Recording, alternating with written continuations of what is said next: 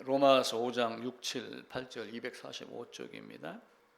우리가 아직 연약할 때 기약대로 그리스도께서 경건하지 않은 자를 위하여 죽으셨도다. 의인을 위하여 죽는 자가 쉽지 않고 선인을 위하여 용감히 죽는 자가 혹 있거니와 우리가 아직 죄인 되었을 때 그리스도께서 우리를 위하여 죽으심으로 하나님께서 우리에 대한 자기의 사랑을 확증하셨느니라. 9절 10절도 같이 읽읍시다. 그러면 이제 우리가 그의 피로 말미암아 의롭다 하심을 받았으니 또 그로 말미암아 진노하심에서 구원을 받을 것이니 곧 우리가 원수 되었을 때 그의 아들의 죽으심으로 말미암아 화목하게 되었은즉 화목하게 된 자로서는 더욱 그의 살아나심으로 말미암아 구원을 받을 것이니라. 아멘. 그동안 태초에 하나님 위에 다른 아무것도 없을 때 시작을 하면서 또 창세기 1장 1절 갖고 몇 주간을 보냈습니다. 크로노스의 시간도 있었고 또 하나님의 시간인 카이로노스 시간도 있었습니다. 세상의 시간은 잡을 수 없고 묶어둘 수 없고 멈추지도 않고 그러는데 이제 하나님의 시간, 영원하신 시간 안으로 우리가 이제 어떻게 하면 들어갈까 늘 기도하고 묵상하고 그렇게 합니다. 성경이 66권입니다. 우리가 이제 설교를 하면서 중간중간 여기저기를 이렇게 이제 하는 분도 있고 또 순서에 따라서 하는 분도 있고 이랬는데 저는 복음을 이야기를 하면서 그냥 성경을 여기저기 보며 그러면서 성경 전체를 복음을 가지고 설교를 했는데 성경 창세기부터 이제 이렇게 본다고 이제 말씀을 이제 드렸고요. 또 그렇게 하려고 그럽니다. 제가 프린트물을 하나 나눠 드렸습니다. 성경 66권이 이제 장절을 제가 조사를 해서 한 장으로 뽑았습니다. 이제 구본을 보면은 성경이 이제 구약, 신약 이제 왼쪽 오른쪽 이렇게 되어 있죠. 이제 모세오경이 있고 성경을 크게 이제 구분을 해서 모세오경, 역사서, 시가서, 선지서 이렇게 이제 4개로 구분을 하죠. 모세오경이 성경의 근간입니다. 모세오경을 기준으로 살아낸 역사, 살아나는 사람들에게 살아내는 사람들에게 모세오경을 기준으로 해서 꾸짖고 또 모세오경을 근간으로 하며 살면서 혹 불편하거나 심령이 가난해졌을 때 또 어려웠을 때 하나님께 기도하는 시편이 있었고 서로의 모습을 보고 또 교제를 하면서 깨달은 또 인생의 지혜도 있어서 욥기, 잠언전도 아가서 또 이런 것들이 있었죠. 그래서 모세오경, 역사서, 시가서, 선지서인데 역사서를 전선지서라고 이렇게 말씀도 합니다. 그리고 선지서 뒤에 있는 17권을 대선지서, 소선지서 이렇게 나누기도 하고 그 선지서를 역사서 대비해 가지고 후선지서 이렇게 이제 말씀도 하고 그러죠. 이제 복음서 신약은 이제 사복음서가 있는데 마태, 마가, 누가가 이제 공관복음 같은 관점으로 본다. 그래서 공관복음이고 요한복음이 있고 그리고 이제 그 복음이 전해지는 과정, 역사의 과정, 지리와 어떤 장소, 어떤 이런 많은 것들을 이야기를 하는 것이 이제 사도행전. 그래서 신약에서는 역사서를 이제 사도행전 하나로 봅니다. 그리고 나머지는 이제 로마서부터 히브리서까지 바울 서신이 있는데 히브리서는 누가 기록했는지 불명하다 이렇게 말을 하지만 대다수의 학자들이 바울이 쓴 걸로 생각을 하기 때문에 저는 바울 서신 안에다가 포함을 시켰습니다. 그리고 사도행전 안에 로마서부터 이제 빌레몬서, 히브리서가 이렇게 기록된 장소와 시간이 기록이 되어 있습니다. 나중에 사도행전을 보면서 순서대로 찾아 나가면 되겠고요. 그리고 이제 뭐 야고보라든지 베드로 그리고 이제 제자 요한 또 유다 가룟 유다가 아닌 우리 주님의 형제 유다 야고보거든요. 이렇게 해서 이제 공동 서신 그리고 마지막 이제 예언서 계시록 이렇게 성경이 66권이 있습니다. 그래서 장을 보게 되면은 총 1189장이 되고요. 약 한 40여 명이 한 1600여 년 동안 이렇게 기록을 했습니다. 그래서 이 언어가 이제 히브리어, 아람어, 헬라어 또 이렇게 되고 또 영어로 번역이 되고 한문으로 또 그러다가 한글로 이렇게 됐기 때문에 이제 약간씩 의역이 되는 경우도 이제 있겠죠. 그래서 그 의역이 되는 과정 중에서도 바르게 번역을 하려고 애쓰는 사람이 있어서 성경이 우리 손에 왔습니다. 성경이 우리 손에 오는 과정은 생략을 하겠습니다. 왜냐하면은 이미 와 있고 하나님 말씀인 걸 알고 또 짬짬이 이제 필요하면은 교회사를 통해서 어떤 과정을 거쳐서 왔다라고 하는 것은 역사적 사건으로 나중에 한번 살펴보기로 이렇게 하겠습니다. 오늘은 이 장절 소개만 하고 이 66권 안에 포함이 되어 있는 전체적인 내용이 뭔가를 하나님의 사랑, 아가페 사랑과 이제 에로스 사랑이라고 하는 것으로 주제를 삼아서 이제 말씀을 드리려고 합니다. 성경은 모세오경이 기준입니다. 모든 것이 하나님 우리에게 이제 말씀을 하셨어요. 하나님이 여기 이제 계시고 하나님이 이제 인간이 이쪽에 있죠. 근데 여기서 하나님이 모세오경을 이제 말씀을 하셔서 이게 사실은 기준입니다. 근데 요 안에 이제 창조가 있고 그다음에 창조하셔서 세상에 살고 있는 사람들인데 죄악에 빠져 있는 사람들, 아담이 범죄까지 포함을 해서 애굽에 들어가 있던 사람들을 끄집어낸 구원시킨 출애굽이 있고 그리고 출애굽한 백성들에게 이제 법을 주지요. 레위기를 가지고 레위기가 중심이 돼서 살아내라. 그리고 이제 이 법을 잘 지키냐 못 지키냐를 민수기를 갖고 또 훈련을 시킵니다. 훈련시키고 이제 마지막에 훈련이 끝났으니까 뭘 해야 돼요? 졸업식 해야죠. 그 졸업식이 이제 신명기입니다. 이 신명기를 가지고 이제 살아내는 거예요. 이 신명기를 갖고 사람들이 여기서 계속 100년, 200년, 300년 쭉 살아내는데 잘 살아내는 사람도 있고 못 살아내는 사람도 있어요. 그러니까 여기에 이제 뭐가 자꾸 나와요? 실패도 있고 쉽게 얘기하면 성공도 있고 성공하면은 잘하였다 칭찬할 것이고 실패하면은 다시 힘도 주고 계속 악으로 나가면 꾸짖기도 하고 이렇게 하는데 그 기준이 뭐냐면은 요 레위기를 기준으로 하면서 신명기의 사상을 가지고 여기서 뭘 하냐면은 이렇게 사람들에게 꾸짖습니다. 이게 이제 선지서의 개념이 돼요. 그러니까 신명기도 이런 걸 주었고 이렇게 주었고 이렇게 하라고 했으니까 너희는 그렇게 살아야 돼? 라고 하면 명령하고 부탁하고 권고하는 내용이거든요.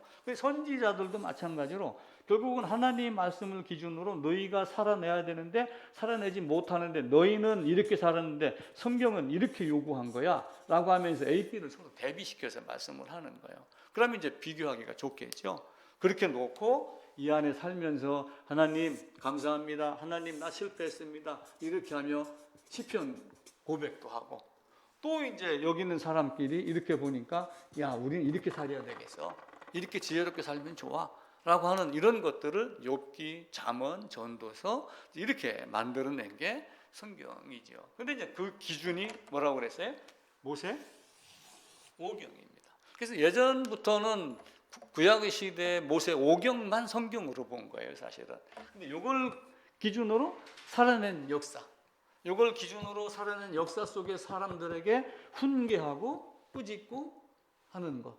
결국은 꾸짖었는데도 계속 받아들이지 않으니까 포로로 끌려갔다가 되돌아오는 이런 것들이 있죠. 그러니까 이 전체가 사실은 하나님이 주고자 했던 건 뭐예요? 하나님의 사랑, 긍휼. 이게 성경이 말하는 바예요. 그래서 우리가 어떤 성경을 보더라도 결국은 하나님의 사랑이다. 하나님이 어떤 사랑이냐? 내가 너를 끄집어내려고 와서 너를 데리고 내가 가는 것. 이게 성경 전부예요. 만약에 이것 말고 다른 걸 구한다면은 실패가 됩니다. 그래서 이 땅의 교회가 이걸 명확하게 하고 이것을 이야기하고 이걸 깨달으면은 또 작은 교회로 나누고 이렇게 하면 되는데 이제 한 군데를 모아서 계속 크게 하고 다른 걸 가르치면서 교회의 세를 불리고 다른 거 훈련시켜서 또 사람들을 뭐 조금 더 평안하게 하고 자꾸 이런 쪽으로 반성이 비슷한 개념으로 나가기 때문에 교회가 교회답지 못한 거예요. 성경은 그리스도 예수에 대하여 기록한 것이다. 성경이 주제를 창세기를 갖고 창조하신 하나님 이렇게 이제 창세기 하나만 갖고 얘기하는 사람도 있어요. 창세기 창조하신 하나님, 출애굽기 구원하신 하나님. 근데 하나님 대신 예수라고 이름을 붙이는 사람도 있어요. 창조하신 예수, 구원하신 예수, 훈련시킨 예수, 레위기 법을 주신 예수, 신명기 다시 한번 명령하신 뭐 예수 이런 식으로 하나님 예수, 같은 분이죠. 한 분 하나님이잖아요. 이 아들의 위격으로 왔기 때문에 우리가 하나님 아들 예수, 그리스도의 직분을 갖고 온 그리스도 예수, 메시아 이렇게 이야기를 하는 것이지, 실제 하나님이라고 하는 것은 하나님 한 분밖에 없어요. 그러니까 초대교회 때 가장 애매모호하고 궁금했던 게 뭐냐면 하나님이 누구냐? 우리와 같은 형상, 우리가 도대체 뭐냐? 이게 첫 번째 궁금했던 거예요. 그래서 이제 거기서 뭘 만들었냐면은, 뭘 정리했냐면은 삼위일체 하나님을 정리를 한 거예요. 그렇게 하다 보니까 이제 아들이 있잖아요. 근데 아들이 왔는데 신이 사람의 모양으로 왔어요. 그럼 신성과 인성을 어떻게 구분할 거냐? 어떻게 구별할 거냐? 여기에 논쟁이 있어요. 두 가지만 해결이 되면은 나머지는 전체적으로 해결이 되어 있는 거예요. 그게 안 되기 때문에 늘 싸웠던 역사가 성경의 역사예요. 성경 전체는 그 이야기, 히스 스토리, 히스토리. 그래서 우리가 역사 그럴 때 히스토리라고 이야기를 하잖아요. 근데 예수를 이제 믿는다라고 그러면서 이 사실을 믿어야지 되는데 이 사실을 잘 안 믿으려고 사람들이 그러는 거예요. 그러니까 모세오경의 출애굽기에 뭐가 나오냐면은 애굽에서 이렇게 가지고 홍해를 가르고 이렇게 빠져나오는 경우 있어요. 그죠? 홍해가 빠져나와 갖고 여기 이제 물이 이렇게 있습니다. 그래 물이 이제 갈라져 갖고 여기 이렇게 나왔다. 그러니까 야, 진급만 가도 모세의 기적과 같은 뭐 길이 갈라진다. 이렇게 하는데 모세의 기적은 사용을 하면서 예수님은 안 믿으려고 하는, 안 믿는 그런 현상들이 이 땅에 많이 있었습니다.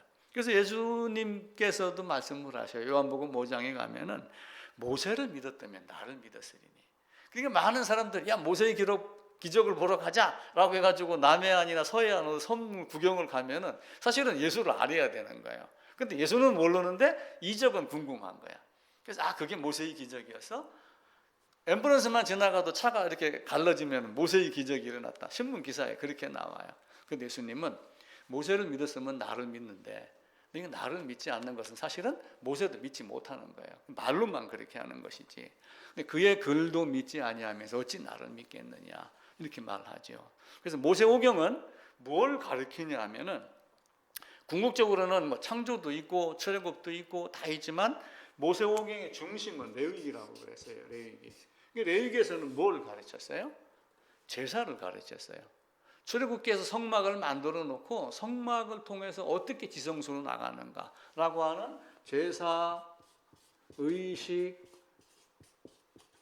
재래의식 이런 얘기를 하는 거예요. 여러 가지. 이걸 가지고 하나님 앞에 어떻게 나아가는가. 지성소를 가야 되는데 지성소를 어떻게 어떤 방법으로 갈까. 이 가르치는 게 모세오경의 중심입니다. 이것 한 가지 갖고 세상 삶을 살아내는 거예요. 이스라엘은 이것 하나 붙잡고 갔는데 사실은 유대인들은 형식만 붙잡았고 예수님은 그 형식 붙잡은 걸 꼬집었고 우리는 그 형식 속에 포함된 의미를 찾아서 이것이 거듭남이구나. 피의 제사가 이런 의미였구나. 라고 하는 것을 바울이 히브리서에서 또 명확하게 이야기를 하잖아요.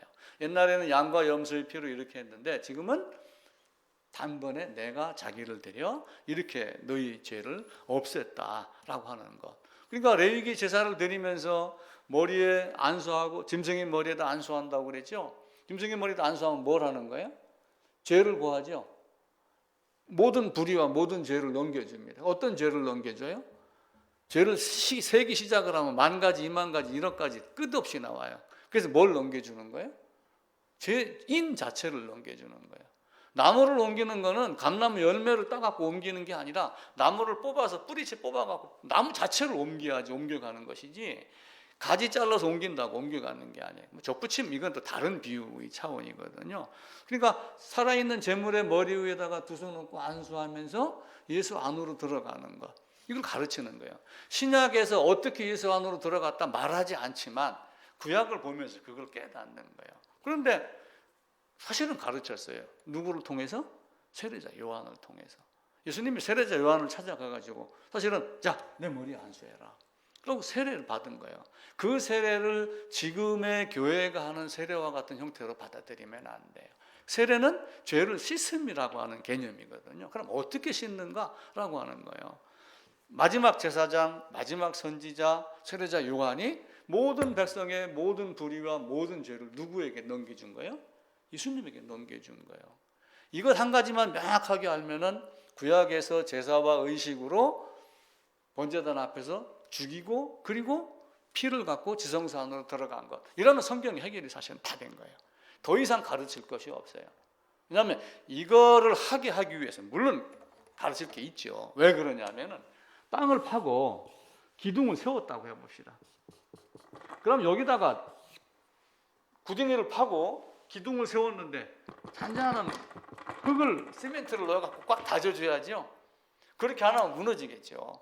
우리가 복음을 명확하게 알아도 기타 나머지 다른 것들로 인해서 이걸 유지하고 관리하고 그리고 그걸 믿고 계속 행위로 나가기 위해서는 많은 것들이 필요하기 때문에 성경이 나머지 부분을 통해서 또 배우고 또 가르치고 그렇게 하는 거예요. 이렇게 해야 된다, 이렇게 해야 된다.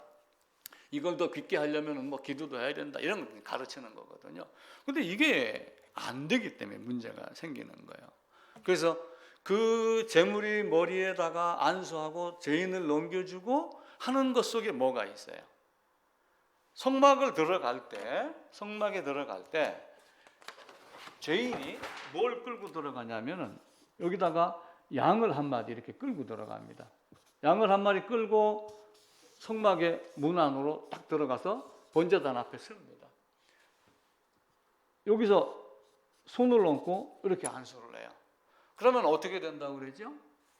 요 죄인이 어디로 들어가요? 요 안으로 들어가는 거예요. 모든 불의와 모든 죄를 넘긴다고 하여 요 앞에서 몇 가지 죄, 어제 지은 죄, 그제 지은 죄, 이거 셀 게 아니에요. 하나님은 머리카락보다 더 많은 죄가 있다고 그래요. 율법을 만가지로 줬어요. 그럼 율법을 만가지로 줬으면 만가지 죄가 있는 거예요. 근데 요 앞에서 죄를 세면 몇 개 세요? 30개? 50개? 100개 넘으면 죄 다 고한 것 같죠? 실제 그렇지 않아요. 이 나를 죽이고 여기서 이걸 딱 잘라 죽였으면 양이 죽음과 동시에 누가 죽은 거예요? 양 안에 있는, 재물 안에 있는 내가 죽은 거예요.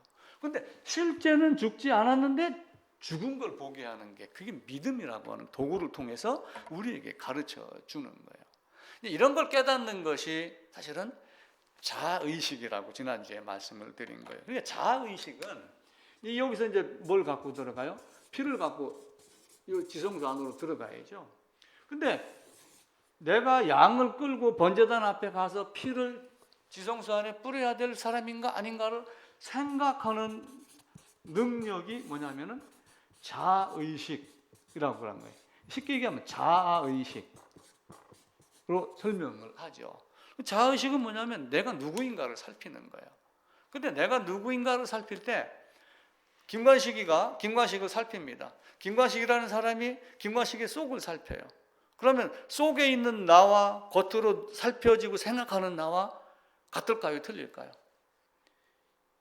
이게 양심이 있고 하나님 앞에서 하나님이 나를 감찰하신다 생각을 하면 똑같게 될 수도 있어요. 예를 들어 다윗에게 나단이 당신 죄인이야 이렇게 했었을 때 아니야, 그때는 변명할 수도 있고 맞아, 나는 죄인이야, 내가 하나님 앞에서 죄를 졌습니다 이렇게 고백하는 게 있고, 살피는 나와 살펴지는 나가 동일히 하고 동일한 결과가 나오면 다행인데 대다수의 사람들이 나도 어떤 때는 여기서 드러난 많은 양심 속에 생각 속에 있던 이런 것들을 변명하고 죄의식이 있으면 숨기려고 하고 이 차이가 생기는 거예요. 실제는 이 살펴보는 내가 요거하고 항상 일치된 관계로 그걸 보여야지 되는 거예요.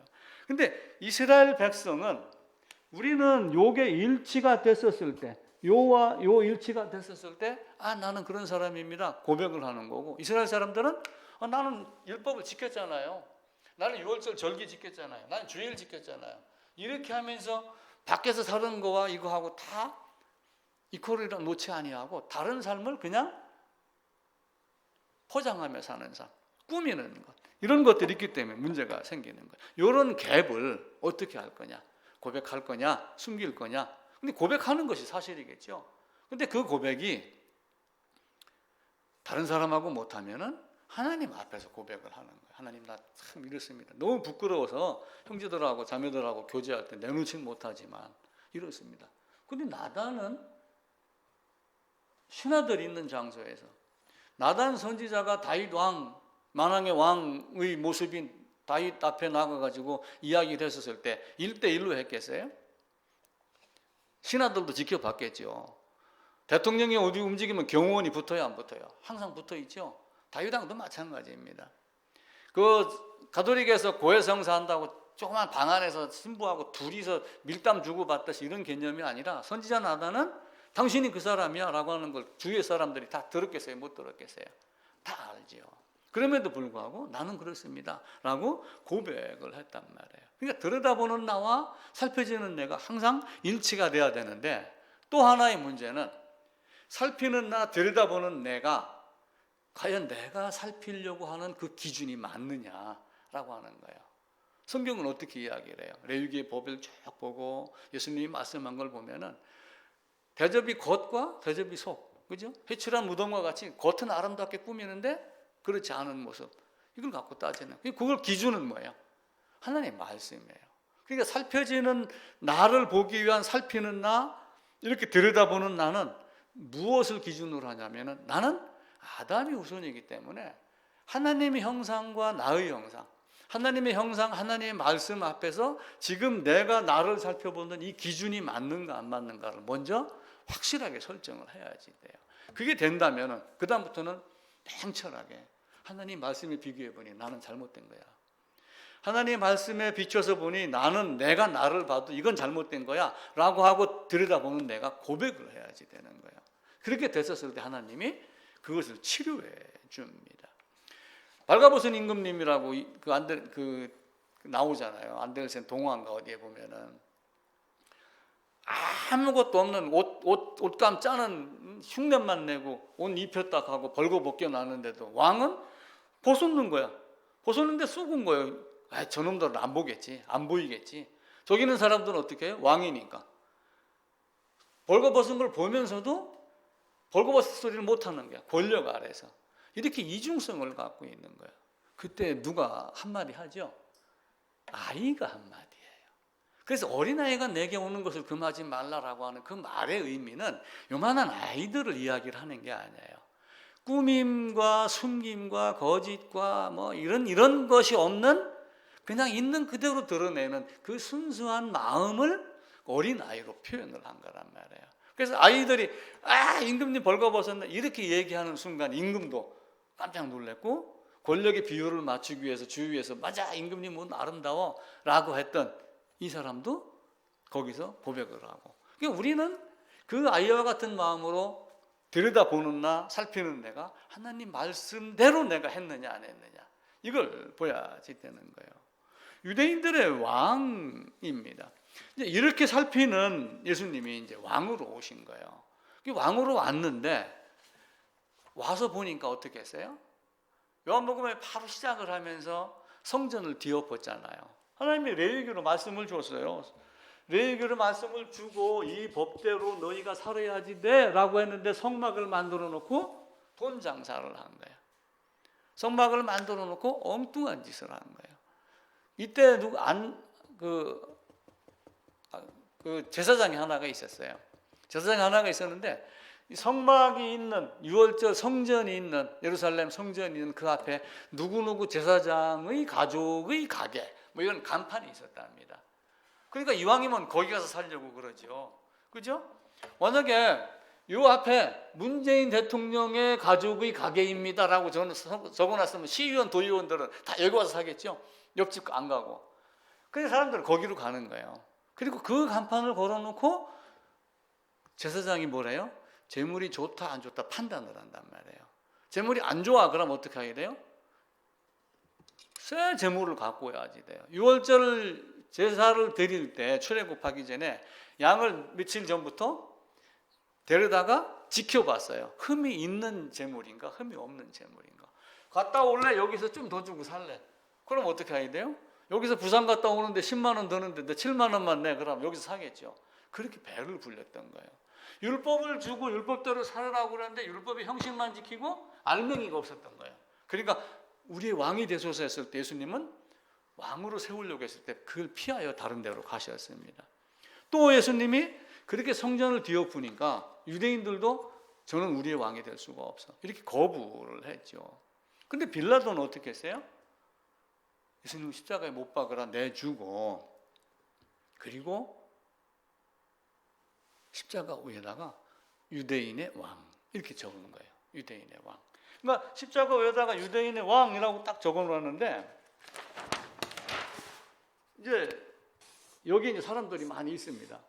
여기다가 유대인의 왕,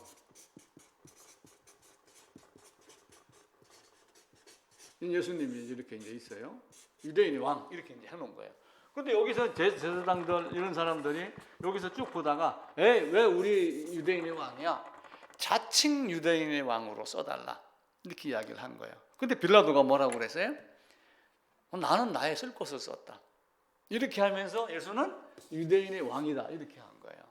근데 이걸 잘 의미해 보면은 예수님을 십자가에 못 박아 죽여달라라고 이야기를 하면서 예수님을 끌고 갔었을 때 유대인들은, 빌라도는 어떻게 했어요? 신문을 해보고 나는 여기 이 양반에게 죄를 찾지 못한다, 놔주려고 그랬어요. 그런데 계속 죽여달라 죽여달라, 만약에 이 사람을 안 죽이면 당신은 가이사의 충신이 아닙니다. 그러면서 로마 황제를 들먹거리는 거예요. 사실은 로마 황제를 끌어다가 빌라도를 협박을 한 거예요. 안 죽이면 너는 가이사의 신하가 아니야. 그러니까 빌라도는 어쩔 수 없이 죽인 거예요. 그럼에도 불구하고 죽는데 내준 빌라도의 죄가 크지요. 그러니까 빌라도가 하는 말이 너희 같은 놈들의 왕은 아니야. 사실은 자칭 유대인의 왕 아니야. 유대인의 왕은 왕인데 제대로 된 사람들의 유대 왕이지 너희 같은 놈들의 왕은 아니다. 이 의미로 썼을 것이다 라고 저는 생각을 하는 거예요. 우리는 우리가 생각하는 기준대로 신앙을 하려고 그래요. 성경이 요구하는 바로 하려고 하지 않아요. 우리가 기준하는 대로 뭔가를 자꾸 만들어 가니까, 그래서 가톨릭이 개신교를 무시하는 거예요. 왜 말씀이 쪼개지느냐? 왜 사상이 다 다르느냐? 조금씩 다르니까 세례냐 침례냐를 놓고 세례교인, 침례교인, 침례교, 뭐 무슨 교 교파가 지금 막 수백 개로 나뉘어지잖아요. 왜냐하면 복음을 보는 관점이 다 다른 거예요. 자기 나름대로 생각을 해갖고 이걸 지켜야 된다, 이렇게 해야 된다, 이렇게 해야 된다. 새벽 예배 안 나오면 뭐 신앙이 아니다. 뭐 어떤 이런 논리로도 막 접근을 하고 그런단 말이에요. 이 사람들은 자기가 기준한 걸로 갖고 있어요. 베드로와 비슷한 사람이 또 등장을 합니다. 이제 베드로는 어떤 갖고 있냐면은, 주는 그리스도요라고 했는데 우리 주님이 내가 십자가로 갈 거야라고 했었을 때 베드로가 어떻게 했어요? 멱살을 붙잡고 항변했다 이렇게 돼 있죠. 붙잡고 항변했다고 그러는데 그게 멱살을 붙잡고 항변했다는 얘기는 꾸짖다 그 얘기예요. 아니 감히 제자가 스승을 꾸짖어요? 그런 법이 어디 있어요? 그러니까 이 유대인들이 빌라도를 협박을 하면서 가이사를 끌어들인 것하고 비슷한 거예요. 이들이 베드로가 안 됩니다. 왜 그렇게 했어요? 자기 기준이 있었던 거예요. 메시아에 대한 기준. 수많은 것들을 거치면서 지금 우리는 이렇게 고난을 받고 있고, 나도 여기 유대 놈들에게 갈릴리 촌놈들은 맨날 멸시받고 살고 있고 막 이렇게 했는데 이걸 빨리 해방시켜주고 해야 되는데 당신이 죽어? 내가 모든 거 배와 그물을 버려두고 당신을 쫓았는데 우리는 어떻게 되란 말이야? 낙동강 오리알이야? 이런 개념으로 들어갔겠죠. 자기가 생각한 기준이 많은 거예요. 마태복음 19장에 재물 많은 청년이 나와요. 그 재물 많은 청년도 자기 생각으로 꽉 차 있는 거예요. 이 재물 많은 청년이 와서 물은 게 뭐냐면은 어떻게 해야지, 무엇을 해야지 영생을 얻습니까? 무엇을 해야도 있지만 이 사람의 가고자 하는 목적은 뭐예요? 영생이라고 하는 거예요. 근데 영생을 향하여 나는 무엇을 했는데 라고 하는 게 확고하게 갖고 있는 사람이에요. 자기가 한 거를 쫙 나열을 합니다. 영생을 하라고 그러니까 무엇을 해야 영생을 합니까? 그러니까 예수님이 뭐라고 그래요? 네 갖고 있는 재물 다 팔아 가난한 자에게 주라. 그러니까 논밭 팔으라는 얘기는 아니잖아요. 그런데 이 친구는 나는 무엇 됐고를 쭉 나열을 했잖아요. 자기 생각하고 안 맞으니까 떠나는 거예요. 그럼 우리 내 기준으로 신앙을 할 거냐? 성경이 이야기하는 걸 찾아갈 거냐? 성경이 뭐라고 얘기하는가? 이 레위기에서 하나님 법에서 뭘 갖고 우리에게 요구를 하는가? 이걸 봐야 되는데 이걸 안 보고 자꾸 다른 데로 가는 거예요. 자기 생각, 네 생각 뜯어 고쳐라. 네 머리에 들은 먹물 다 빼고, 네 힘 다 빼고, 네 열정 다 빼고 내가 얘기하는 그 레위기 16장 아담의 범죄 그거 해결하는 거 그거 하나 들고 따라와라. 그랬는데 나는 아직도 할 일이 많습니다. 나는 더 열심히 할 수 있는 능력이 있습니다. 당신의 기준과 내 기준이 틀립니다. 이라고 하면서 그는 예수님을 떠났습니다. 모든 것을 버리고 떠났습니까? 이렇게 되는 거예요. 근데 베드로도 마찬가지예요. 배와 금을 버려두고 따랐는데 우리는 어떻게 합니까? 마태복음 16장에서 이제 누구야? 이렇게 묻습니다. 누구야? 그리스도요? 안 됩니다. 19장으로 이제 갑니다. 20장, 21장 가면 어디로 가냐면 예루살렘으로 들어가셔요. 예수님이 죽으시러. 그러니까 마태복음 19장에는 언제냐 하면은 기간으로 보면은 예수님이 30년 4월 6월절에 십자가에 못 박혀 돌아가셔요. 근데 마태복음 19장에 있었던 그 시점은 약 1월부터 3월 달까지 사이의 시점에 이게 몇 월 달은 며칠이란 정확하게 알지 못하니까 요 시점에 베드로가 묻습니다. 그럼 우리가 세상 모든 것 다 버리고 주를 쫓았는데 그럼 우리는 무엇을 얻습니까? 이렇게 물어봐요. 마태복음 19장 한번 가봅시다.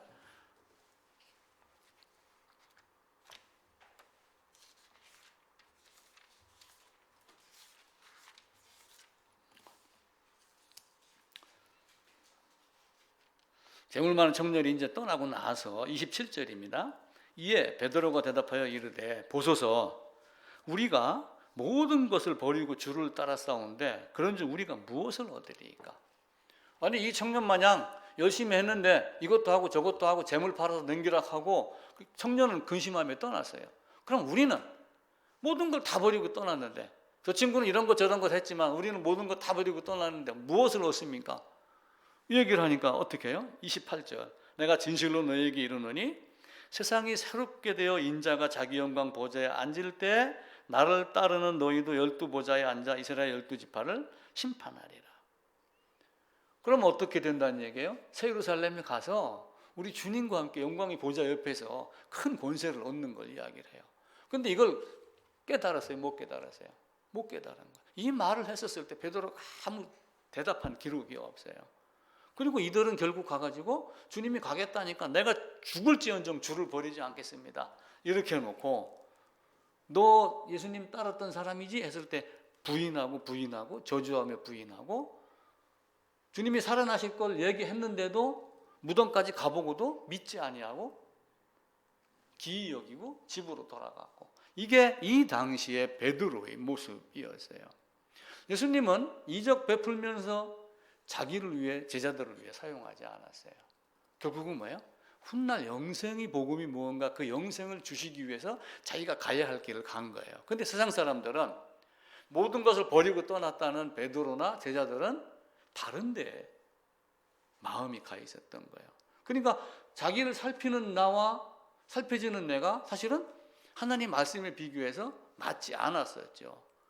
끝까지 그러다가 나중에 요한복음 21장에 가서 이제 정말 주활하신 주님을 만나고 그리고 네가 나를 사랑하느냐 3번 4번 물었을 때 그제서 그는 바뀌기 시작을 합니다. 그러니까 3년 동안 따라다녔지만 몰랐다라고 하는 것을 우리가 깊이 생각을 해야지 돼요. 내가 예배당에 10년 다녔고 20년 다녔으면 다 천국 가나요? 그렇지 않아요. 하나님의 기준은 딱 한 가지예요. 요한복음에 말씀하신 대로 니고데모를 향하여 니고데모를 사용하여 말씀하셨습니다. 네가 거듭나지 아니하면 하나님 나라에 갈 수 없다, 볼 수도 없다. 딱 한 가지 조건을 걸은 거예요. 그러니까 무조건적 사랑은 하나님의 사랑은 무조건적 사랑이다라고 그러지만 조건적 사랑이에요. 이 말의 의미를 잘 의미를 하셔야 돼요. 하나님은 자원하여 오셨기 때문에 무조건적 사랑이에요. 모든 죄인을 위하여. 근데 그 죄인은 재물의 머리에다 안수하고 재물 안으로 들어가는 성막은 이미 세워졌어요. 하나님이 죄를 회개하고 죄를 씻는 장소는 다 만들어 놨는데 너는 재물을 끌고 와서 재물의 머리에 안수하고 이런 과정을 거치고 들어오야지 돼. 나는 무조건적으로 해놨지만 너는 그 조건을 맞추고 나한테 오야지 무조건적인 사랑이 해결이 되는 거야 라고 하는 것을 가르치는 거예요. 그렇게 하나님과 내가 하나가 되기를 원하는 거예요. 창세기 2장에 아담에 대한 얘기를 드렸죠. 너는 내 뼈 중에 뼈요 살 중에 살이다. 왜 뼈 중에 뼈고 살 중에 살이라고 했을까요? 아담을 잠들게 하고 아담이 갈빗대에서 취해갖고 하와를 만들었기 때문에 그래요. 아담을 잠들게 한 것이 우리 주님의 십자가의 예표이기도 합니다. 그러면서 그 십자가의 죽음과 부활로 말미암아 내가 새 생명을 가진 자로 태어났음, 거듭남이라고 하는 것을 우리가 알았을 때 내 뼈 중에 뼈요 살 중에 살이요. 그러면서 하나님이 네가 내 안에 내가 네 안에, 아버지가 내 안에 내가 아버지 안에, 결국은 나도 어떻게 돼요? 그 아버지 안에. 이렇게 서로 하나가 되게 하려 합니다. 하나님은 우리에게 그걸 가르치는 거예요. 이전에는 어땠어요? 하나님과 나는 만왕의 왕이에요. 모든 인간은 감히 쳐다볼 수도 없는 그 세리 마냥 나는 멀리 있어서 주님을 감히 다가가지도 못하고 나는 죄인입니다. 이렇게밖에 할 수 없었던 존재예요. 그런데 그 흙에서 아담에게서 하와가 나오자 내 뼈 중에 뼈요 살 중에 살이라 이렇게 말씀했던 대로 내가 하나님 우리 주님의 죽으심과 부활 장사와 부활에 연합하여 새 생명으로 태어났다면 하나님과 나와의 관계는 아담이 하와에게 너는 나야 라고 했던 그 나와 너의 관계가 되는 거예요.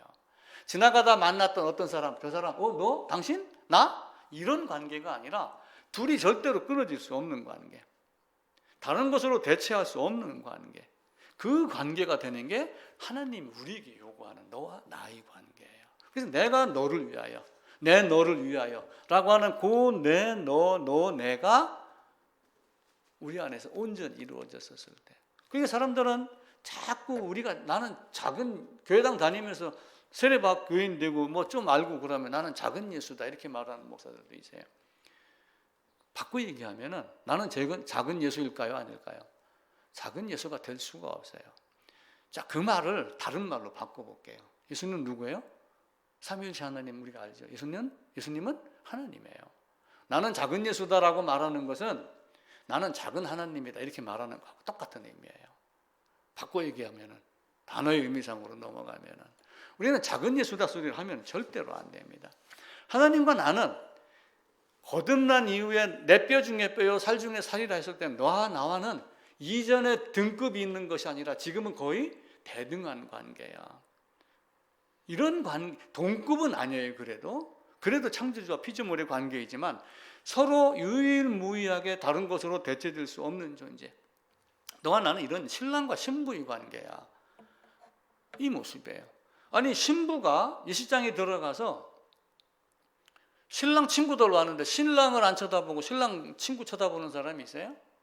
신랑이 신부 들러리 쳐다보다가 결혼식장에서 신부 들러리하고 도망가는 사람이 있나요? 신랑은 신부만 쳐다보고 신부는 신랑만 쳐다봐요. 이런 관계가 너와 내의 관계가 되는 거예요.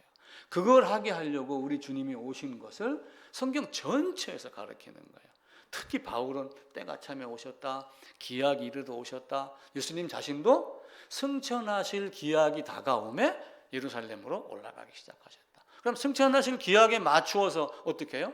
죽을 날짜를 맞춰서 오셨고 그 맞춰서 오신 것은 언제 한 거예요? 영원 전에 삼위 하나님이 계획한 그 날짜에 맞춰서 오셨고 오셔서 계획하고 성취한 부활하실 그 날짜를 맞춰서 올라가신 거예요. 그러니까 말씀하시고 말씀대로 이루신 하나님, 내가 할 수 없는 것을 하신 그 하나님, 그리고 내가 먼저 다가간 것이 아니라 그분이 먼저 다가오신 사랑, 그게 하나님의 사랑, 아가페 사랑이에요. 하나님이 우리에게 그 사랑을 주신 거예요. 누구를 통해서? 이제 삼위일체 하나님이지만 우리는 또 아들을 중보자의 개념으로 또 바꿔서 보는 겁니다. 하나님에게 직접 나아갈 수는 없지만 아들을 보내셔가지고 사람에게 중보자로 보내서 중매를 하는 거예요. 너 나로 말미암아 하나님과 함께 가자. 중보자 그리스도 예수를 우리에게 이야기를 합니다. 이 중보자를 보내서 죽이면서 또 이 중보자가 삼위일체 하나님이 아들의 위격으로 자원하여 나를 위하여 오신 거예요. 나를 위하여. 그래서 성경을 보실 때 우리를 위하여 이렇게 있으면 나를 위하여 바꿔서 읽으셔도 좋습니다. 그게 아마 가장 좋은 방법이에요. 이렇게 나를 위한 사랑이 아가페 사랑이에요. 바울뿐만 아니라 베드로를 한번 봅시다. 베드로가 주님의 멱살을 잡았어요. 막 꾸짖었습니다. 부인했습니다. 근데 그 베드로를 물끄러미 쳐다보셨어요. 관정에 들어가 잡혀서 있었을 때 베드로가 그 말이 생각이 나서, 부인했던 말이 생각이 나서, 이전 것도 생각이 많이 났었겠죠. 3년 동안 따라다니면서 주님에게 많은 것 이적기적 보고, 그리고 결국은 그분이 여기를 가려고 하셨구나 라고 하는 것을 3번을 연속해서 들었어요. 그랬는데 내가 너를 모른다, 나는 주님을 모른다, 나는 이 예수를 모른다, 저 인간 저주받을 인간이야, 이렇게 하며 예수를 부인했던 그 베드로를 우리 주님이 쳐다보는 그 따뜻한 사랑의 눈빛, 그 눈빛을 보고 베드로가 통곡을 했습니다. 그러다가 주님의 사랑을 깨닫고 그 부인했던 주님을 향해서 베드로는 어떻게 했어요? 로마로 되돌아가서 순교했잖아요. 불나방이 불빛을 보니까 쫓아 들어가서 타 죽는 거하고 똑같은 거예요. 그 불나방과 같은 사랑을 했던 그 사랑. 바울도 얼마나 예수님을 배척했어요. 예수를 따르는 제자들을 배척했잖아요. 죽이고, 스데반 죽이는데 앞장섰고. 그러다가 복음을 깨닫고 나니까 로마로까지 가이사에게 상소를 해야지 내가 로마로 간다, 로마도 보아야 되리라, 가서 로마에게 전해라 라고 하는 말씀이 이루어지니까 로마로 찾아간 거예요. 죽을 줄 알면서. 이 바울도 불나비 같은 사랑을 하며 하나님의 아가페 사랑에 대해서 깨닫는 거예요. 그러니까 아가페 사랑을 바꿔 얘기하면은 무조건적인 사랑, 하나님의 희생, 하나님의 헌신, 맞아요. 맞는데 이걸 다른 말로 이야기를 하면은 누구에게 헌신을 하고 누구에게 희생을 했어요? 나와 같은 죄인. 그러니까 도저히 사랑받을 자격이 안 되는 나를 위해서 죽으신 것이 아가페 사랑이에요. 그냥 하나님이 나를 사랑하셨어, 하나님이 이 땅에서 십자가에 못 박혀 죽으셨어, 그리고 그냥 사랑을 주셨어, 죄사함을 주셨어 라고 하는 것, 그 더 깊은 말로 죄악으로 인해서 하나님을 쳐다볼 수도 없는 존재, 그냥 벌레와 같이 사라질 수밖에 없는 존재, 그런 존재인 나를 위해서, 하나님의 사랑을 받을 자격이 전혀 없는 나를 위해서 오셔서 돌아가신 사랑, 그것이 아가페 사랑입니다. 오늘 로마서 본문도 마찬가지. 우리가 연약할 때, 우리가 아직 죄인 되었을 때, 우리가 원수 되었을 때, 내가 해결할 수 있는 방법이 없어요. 이스라엘 나라 밖의 사람이에요. 에덴 밖의 사람이고 하나님 나라 밖의 사람이에요. 근데 나를 안으로 끌고 들어가려고 그러니까 그분이 자원하여 오셨어요. 자원하여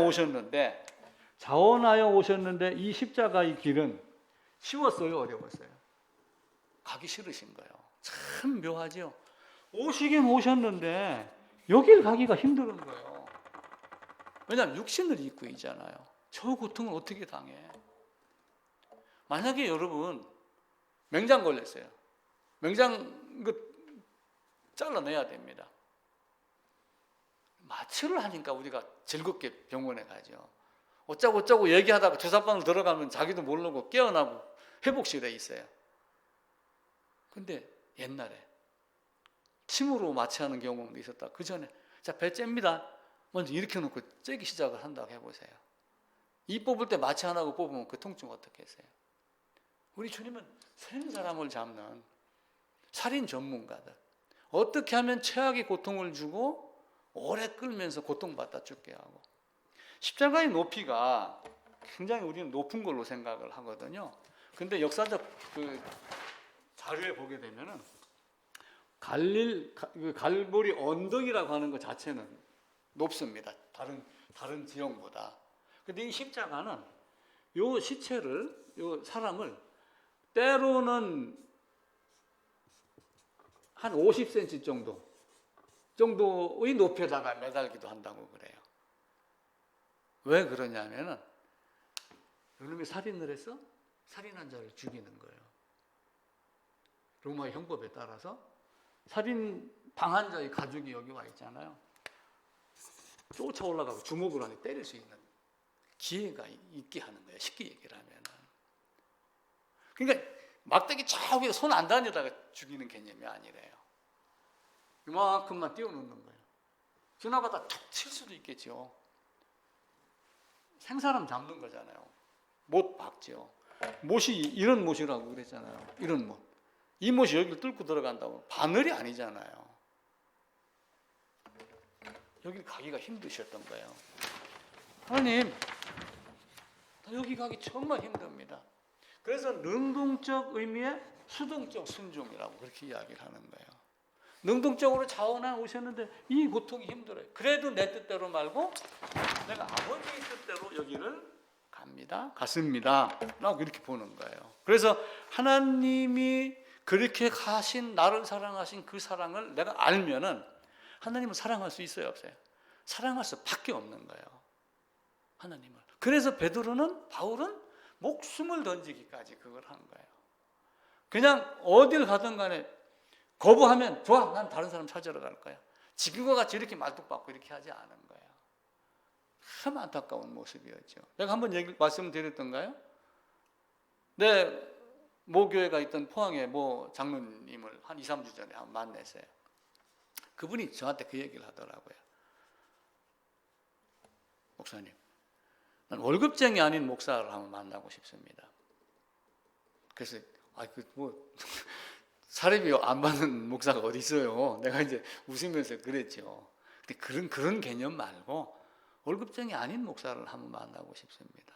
우리는 진짜 복음이 뭔가를, 그 하나님이 나를 위해서 받았던 그 고난 아가페 사랑과 그 수동적 사랑, 그 의미를 던지는 거예요. 그 사랑, 아버지의 마음을, 아버지가 나를 얼마나 사랑하는가를 우리 주님이 오셔서 알기 때문에 여기를 가신 거예요. 그죠? 그걸 수동적 사랑이라고 보는 거예요. 인간은 생각하는 갈대예요. 인간은 갈대지만 생각하는 갈대다. 자기가 죽는 걸 안다. 그래서 인간은 위대하다. 파스칼이 그 이야기를 한 거예요. 하나님은 그래서 우리에게 아가페 사랑을 준 거예요. 아가페 사랑을 주고 너희도 나를 따르라. 너희도 베드로와 같이 그 불나방이 되어서 나를 따르는 그 사랑을 가져라. 그게 한편으로는 에로스 사랑이라고 제가 해석을 한 겁니다. 하나님 먼저 나를 사랑하고 자원하여 세상으로 오셨고 능동적 사랑이지만 고난을 두려워하였고 그렇지만 아버지 뜻대로 갔습니다. 무조건적 사랑이라고 하지만 죄를 깨달으며 연합의 개념을 알고 죄를 던져주는 것이 아니라 죄인을 죽여주는 그 하나님의 원 계획을 알고 나를 따르는 그 모습을 우리에게 갖게 하셨어요. 근데 그 사랑을 알면은 내가 죽지 않고 죽었던 것, 죄인이 의인이 되었던 그 유황불에서 건짐을 받은 사실을 안다면 우리는 어떻게 하겠어요? 따라야죠, 주님을. 그게 수동적 희생도 되는 거예요. 우리는 세상에 살면서 복음 전하면서 고통도 많이 받습니다. 어려움도 많이 겪어요. 저도 경제적으로 엄청 손해를 많이 봤어요. 세상 말로 표현하면. 우리 아이들이 나 때문에 어떤 때 속으로는 원망 많이 할지 몰라요. 포항서도 아파트 1억 5천에 팔고 하는데 지금 5억 한다고 또 엊그제 왔어.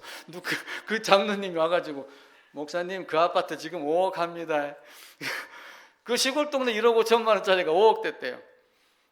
그래서 내가 내 앞에 돈 얘기하지 마서 나는 그보다 더 좋은 거 있습니다. 설령 지금 내가 이렇게 어려워도 나는 지금이 행복합니다. 이렇게 말했죠. 그 사랑을 우리가 감내를 해야지 되는 거예요. 우리는 에로스 사랑 그러면은 인간의 육체적 사랑, 성적 사랑 이것만 생각을 해요. 그런데 이 에로스 사랑이라는 게 뭐냐면은 눈에 보이는 것을 사랑을 하는 거예요. 눈에 보이는 걸 사랑을 하기 때문에 에로스라고 하는 그 신화의 의미를 가지고 자꾸 성적 개념으로만 보는 거예요. 근데 이거를 조금 다른 의미로 해석을 하면은 눈에 보이는 사랑인데 어떤 눈에 보이는 사랑이에요? 이 눈에 보이는 사랑을 사랑하는 거예요. 이 눈에 보이는 사랑이 있었을 때 내가 그를 사랑하는 거예요. 그 아가페 사랑을 받은 것이 눈에 보이면 그를 위해서 수동적 사랑을 하는 것이 한편으로는 에로스 사랑이라고 하는 거예요. 좀 죄송한 얘기지만 다 결혼하셨잖아요. 연애할 때 손 잡습니다. 눈만 봐도 좋아요. 멀리서 그림자만 봐도 좋아요. 그럼 결혼식 합니다. 그럼 결혼식 해가지고 손만 잡을 거예요? 눈만 쳐다볼 거예요? 결혼식을 하고 첫날 밤에는 알몸으로 만납니다. 하나님 앞에 나가서도 우리도 그 모습으로 나의 모든 것을 그를 위해서 바치는 게 수동적 사랑이며 한편으로는 에로스 사랑이다. 아가페 사랑이 순수한 사랑이지만 에로스 사랑은 그 에로스 사랑이라는 것이 세상이 말하는 성적이 아니라 순수한 사랑, 아가페 사랑에 의해서 꽃이 피어난 그 사랑, 그 기쁨, 그 감정, 그 욕심 가지고 하나님을 사랑하는 것, 그걸 에로스 사랑이다 이렇게 보시면 돼요. 그러니까 우리가 이제 그 뭐 에로스, 에로틱 하는 거를 자꾸 다르게 보지 말고, 왜 베드로는 바울은 죽기를, 12제자는 다 순교했습니다. 왜 그렇게 몸을 던지면서 그분을 위해서 죽으셨을까? 왜 그 열정이 있을까? 눈만 봐도 좋을 정도로 좋아했기 때문에 알몸으로 만나는 거예요. 그 아가페 사랑이 감격을 했기 때문에 나도 주님을 위해서 내 몸을 다 던지는 거예요. 실제 그렇게 투신하고 그렇게 투자하는 성도님들, 목사들도 의외로 많습니다. 일부가 허리기도 하고 또 그렇지 않은 사람들도 많이 있고 그러지만, 그러니까 그렇게 에로스 사랑이 되고 아가페 사랑이 되는 사람들에게 교회의 모습이 무엇인가를 고린도서는 가르치는 거예요. 너희가 아가페 사랑을 알았어? 너희가 진짜 하나님께 어떻게 사랑을 보답할 거야?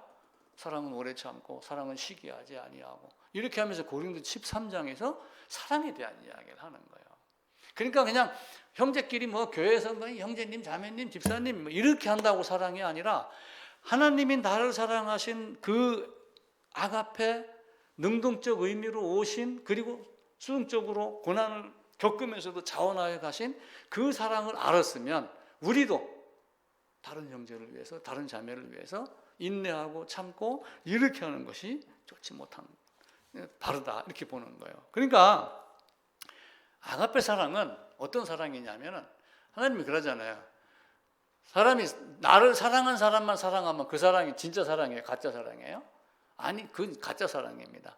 나를 사랑하지 않더라도 사랑할 수 있어야지 돼요. 그러니까 아가페 사랑은 나를 사랑할 수 없는 존재를 사랑하는데, 나보다 바르지 못한 상대를 사랑해서 그를 특별한 존재로 바꾸는 거예요. 신분을 바꾸는 거예요. 죄인에서 의인으로 신분을 바꿔갖고 그 존재를 거룩한 존재로 변화시키려고 하는 사랑이 아가페 사랑이며 순결한 사랑입니다.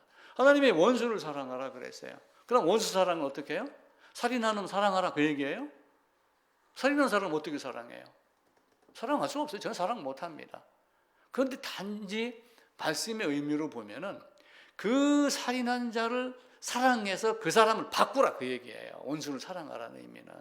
그래서 그 사람을 바꿀 수 없는 그 사람, 부패한 더러움을 바꾸어서, 신분을 바꾸고 거룩함으로 바꿔서 하나님을 사랑할 수 있는 존재, 또 다른 사람을 사랑할 수 있는 존재로 만들어라. 이 의미가 네 원수를 사랑하라 그 얘기예요. 그러니까 밥 해주고 뭐 해주고 하는 것이 사랑 개념이 아니라, 진짜 사랑은 뭐예요? 그에게 복음을 전하는 게 원수를 사랑하는 거예요. 그러니까 우리도 그렇게 돼야 되죠. 하나님은 우리에게 레위기를 통해서, 모세오경을 통해서 예수의 죽으심, 예수의 죽음과 장사와 부활에 연합한 이 모습을 가르칩니다. 그래서 예수님이 이 땅에 오시어서 공생애를 딱 시작하면서 세례자 요한이 등장을 하고, 세례자 요한이 등장하자 예수님이 그에게 찾아갑니다. 미리 찾아가서 어떻게 해요? 예수님이 왜 제사장 세례자 요한을 찾아가요? 의인의 모습으로 찾아간 거예요? 죄의 모습으로 찾아간 거예요? 성막 안에 죄인이 양의 제물들 양을 끌고 제사장에게 찾아갔듯이 죄인의 모습으로, 제물의 모습으로 세례자 요한을 찾아간 거예요. 그리고 세례자 요한에게 쉽게 얘기하면 머리를 디민 거예요. 나에게 세례 줘라. 물론 세례를 가지고 요단강 속에 잠겼느냐, 서 있는데 물을 떠서 했느냐, 학자들은 이놈을 갖고 싸우는 거예요. 그런데 이렇게 했든 저렇게 했든 그건 무슨 관계가 있어요? 레위기하고 비춰서 보면은 예수님이 세례받은 의미가 뭔가를 보이는 거예요. 예수님은 그 세례를 통해서 세상의 모든 죄인을 다 넘겨받았어요. 그리고 내가 십자가로 간다. 이 안에 네가 있다. 믿니 안 믿니? 딱 요거 한 가지 묻는 거예요. 믿으면 영생, 믿지 않으면 영생이 아닌 거예요. 그런데 재물 많은 청년은 자기가 정해놓은 방법이 있는 거예요. 이것도 하고 이것도 하고 이것도 해야 되지 왜 그것만 하느냐? 예수님은 다른 얘기하니까 아니야. 베드로도 마찬가지예요.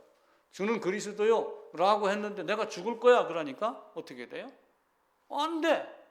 거부를 하는 거예요. 자기 생각과 다른 거예요.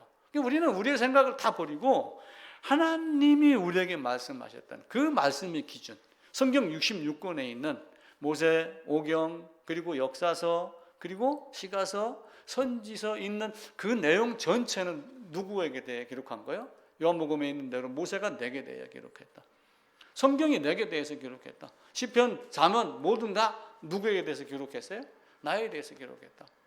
모세와 선지자가 시편에 나를 가리켜 기록했다. 예수님이 직접 말씀을 하셔요. 살면서 그들이 모세오경을 가지고 깨달은 말씀을 또 정리를 해가지고 예수를 증거한 것. 이게 성경 전체가 됩니다. 아담이 범죄해가지고 세상 안으로 들어온 것은 크로노스의 시간이라고 그랬어요. 크로노스의 시간은 죽음의 시간이고 사라지는 시간이고 파멸의 시간이고 고통, 고난의 시간입니다. 그런데 그 시간에서 벗어나서 하나님의 시간인 카이로스 안으로 들어갈 수 있는 기회를 준 거예요. 그래서 카이로스라고 하는 단어가 우리가 일반적으로 하나님의 시간 이렇게 이야기를 하는데 카이로스라고 하는 단어 뜻 안에 기회라고 하는 단어 의미가 있어요.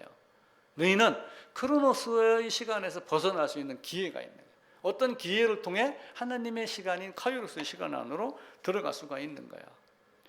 그 사랑을 하려고 하나님이 오신 거예요. 그 아가페 사랑은 네가 깨끗해야지 내가 너한테 가. 이렇게 하는 사랑인가요? 아니에요. 아가페 사랑은 네가 더러움에도 불구하고 내가 너한테 가는 거예요. 탕자가 돌아왔었을 때 아버지가 빨리 보고 종한테 시켜갖고 야 빨리 목시켜. 그 다음에 내가 끌어안을 거야. 이렇게 했나요? 아니에요. 오는 거 보고 아들이 뛰어왔겠어요 집으로? 어기적 걸었겠죠. 가면 맞을라나 아버지가 몇 대 때릴라나 문 밖에서 쫓겨날라나 혹시 또 주위에 누가 쳐다보나. 내가 집 나갔다 돌아온 경험이 있으니까 그걸 알아요. 나중에 3개월 되니까 집 주위를 빙글빙글 돌면서 어느 놈이 나 안 잡아가나 끌고서 우리 집 마당 안으로 좀 끌고 가주길 바래. 근데 마침 동네 아저씨한테 내가 걸렸어요. 안 도망갔어요. 잡혀줬어요. 탕자도 분명 그렇게 했을 거예요. 근데 아버지가 보고 달려가가지고 끌어안은 거예요. 그럼에도 불구하고 이 사랑이에요. 그게 아가페 사랑입니다. 그래서 우리가 찬송을 부르잖아요. 나 같은 죄인 살리시. 그러니까 얼마나 감격스러워요. 그럼 그 사랑을 받은 나는 그냥 여기서 탱자하면 놀다 가겠어요? 야 인마 이게 그 사랑이야 라고 옆 사람에게 얘기해야 돼 안 해야 돼요? 해야 되죠. 교육생 오는 사람마다 죽어라고 얘기해야죠. 너는 오늘 이제 10분간 면담 시간이야. 이렇게 하면 얘기해야 돼 안 해야 돼요? 근무하시면서 어르신들 귀에다 대고 얘기해야 돼 안 해야 돼요? 해야 됩니다. 듣든지 아니 듣든지 세월이 갈수록 귀만 살아있다라고 그렇게 이야기를 합니다. 실제 경험이 어떤 사람이 있었다고 그러잖아요. 자기가 그 무의식 세계, 다른 사람이 보기에 거의 죽어가는 상태로 있었는데 귀가 다 들리더랍니다. 깨어나가지고 그 얘기를 한 거예요. 그 사람들이 나중에 그러잖아요. 아파갖고 누워서 혼수 상태에 있다고 옆에서 뭐 엉뚱한 소리 하지 말라. 다 듣고 있다. 아마 하나님이 주신 축복일 거예요. 마지막으로 전도할 수 있는 기회를 주신 마지막 축복이다. 그렇게 여겨집니다. 하나님은 우리에게 모세를 통해서 다윗을 통해서 계속 그 얘기를 하셨어요. 모세가 미리 이야기를 해요. 나와 같은 선지자 하나를 보내겠다. 신명기 18장입니다. 카톡에 이제 그 올린 거 가지고 대기 가서 한번 찾아봐 보세요. 나와 같은 선지자 하나를 보내겠다. 사도행전 3장 22절에도 같은 말씀을 이야기를 합니다. 나와 같은 선지자 하나를 보내겠다고 하는 그분이 바로 이분이다 라고 베드로가 이야기를 해요. 제자들이 이야기를 합니다. 성경 전체에서 누구를 이야기를 해요? 예수님에 대해서 이야기를 해요. 그 예수님을 보고 또 우리는 다윗을 보고도 또 예수님을 봐야 되고, 다윗을 내 마음이 합한 사람이다 이렇게 하며 사울 대신 이제 왕을 삼잖아요. 근데 선지자를 보내서 그 이야기를 해요. 내가 양을 따르는 자를 데려다가 이스라엘 왕을 삼았다. 요셉은 죄인으로 있다가 총리가 됐잖아요. 요셉은 총리밖에 못 올라갔습니다. 근데 다윗은 이스라엘의 왕이 됐어요. 양을 따르는 목동이었다가 왕이 됐다. 그렇게 하면 성경 전체에서 모세를 통하여 예수님을 가르쳤고 다윗을 통하여 예수님을 가르쳤고 이렇게 하며 마태복음 1장 1절에서 아브라함과 다윗의 자손 예수 그리스도의 세계다. 그리고 로마서 1장에서는 3절에서는 육신으로는 다윗의 혈통에서 나셨다 이야기를 하죠. 역대상 한번 보겠습니다. 역대상 28장 보겠습니다. 652쪽이네요. 28장 4절입니다. 651쪽 이쪽입니다.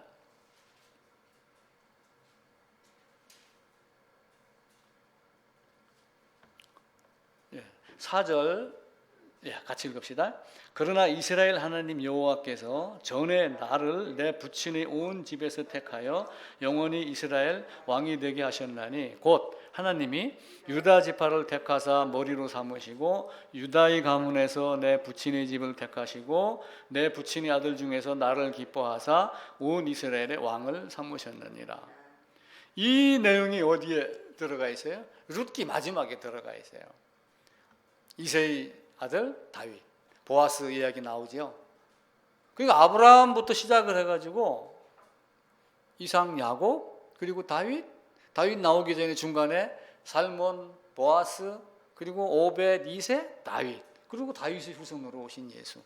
중간에 이제 솔로몬은 빠졌는데 솔로몬 때문에 나라가 둘로 쪼개진 내용이 성경에 나오고 그러죠. 마태복음 1장으로 가면 똑같은 얘기가 나와요. 마태복음 1장입니다. 신약 성경 1페이지죠. 1절부터 6절까지 같이 한번 읽읍시다. 아브라함과 다윗의 자손 예수 그리스도의 계보라. 아브라함이 이삭을 낳고 이삭은 야곱을, 야곱은 유다와 그의 형제들을, 유다는 다말에게서 베레스와 세라를 낳고 베레스는 헤스론을 낳고 헤스론은 람을 낳고 람은 아비나답을 낳고 아비나답은 나손을 낳고 나손은 살몬을 낳고 살몬은 라합에게서 보아스를 낳고 보아스는 룻에게서 오벳을 낳고 오벳은 이새를 낳고 이새는 다윗 왕을 낳으니라. 다윗은 우리아의 아내에게서 솔로몬을 낳고. 우리아의 아내, 다윗의 아내가 아니고 우리아의 아내, 간음했던 걸 여기서 이야기를 해요. 이방 여인이었던 바세바를 이야기를 합니다. 그래서 여러 여인들이 등장을 하잖아요.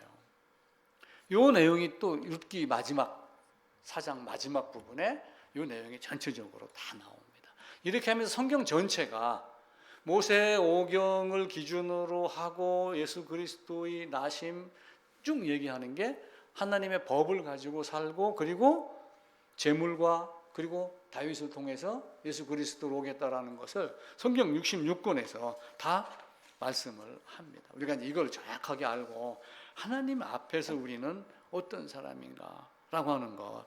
사도행전 13장 한 장 더 보겠습니다. 뒤로 가셔가지고 사도행전 13장입니다. 22절 23절입니다.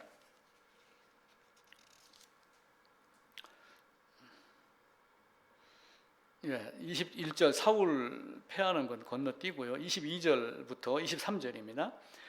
사울을 40년간 주셨다가 22절 패하시고 다윗을 왕으로 세우시고 증언하여 이르시되 내가 이새의 아들 다윗을 만나니 내 마음에 맞는 사람이라 내 뜻을 다 이루리라 하시더니 하나님이 약속하신 대로 이 사람이 후손에서 이스라엘을 위하여 구주를 세우셨으니 곧 예수라.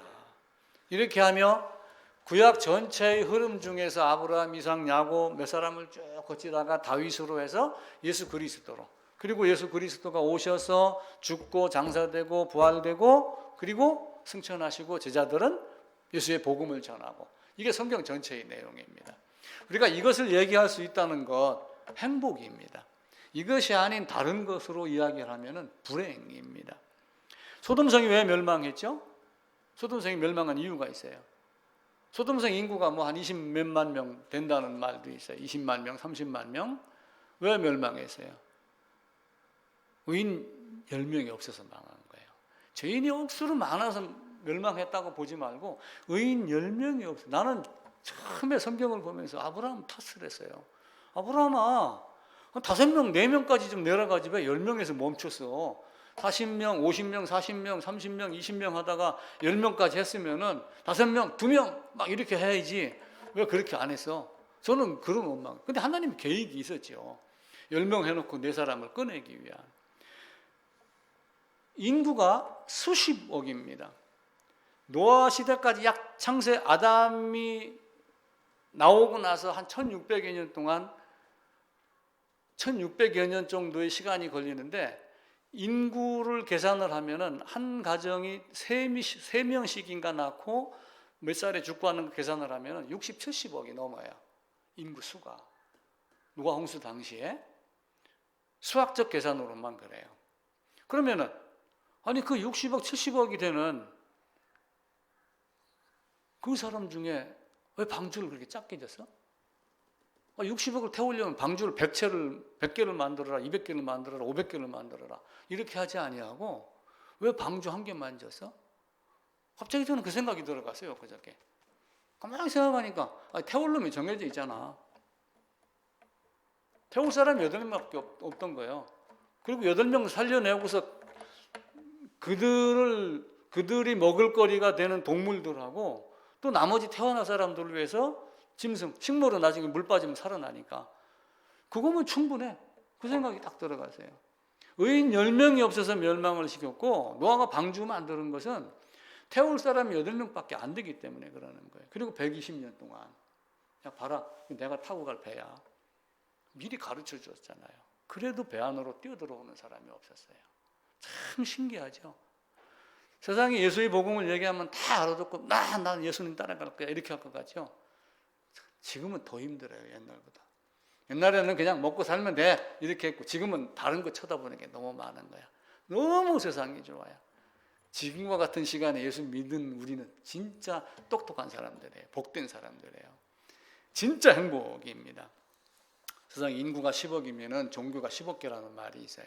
근데 그 중에서 우리 딱 하나, 오직 성경, 오직 예수, 이거 하나만 보고 성경 안에서 예수 안에서 하나가 되어야지 됩니다. 그래서 오늘은 그 아가페 사랑, 헌신적인 사랑, 또 에로스 사랑, 이 두 가지로 말씀을 드렸는데, 정말 사랑할 수 없는 존재, 사랑받을 가치가 없는 존재를 위해서 오신 아가페 사랑, 또 그 사랑을 받았다면 그 아가페 사랑을 향해서 불나방같이 뛰어드는 사랑, 그 아가페 사랑으로 인해서 뿌리를 내리고 열매 맺는 사랑, 에로스 사랑, 헌신하는 사랑. 가정도 다, 가정주부들, 남편들 다 헌신하잖아요.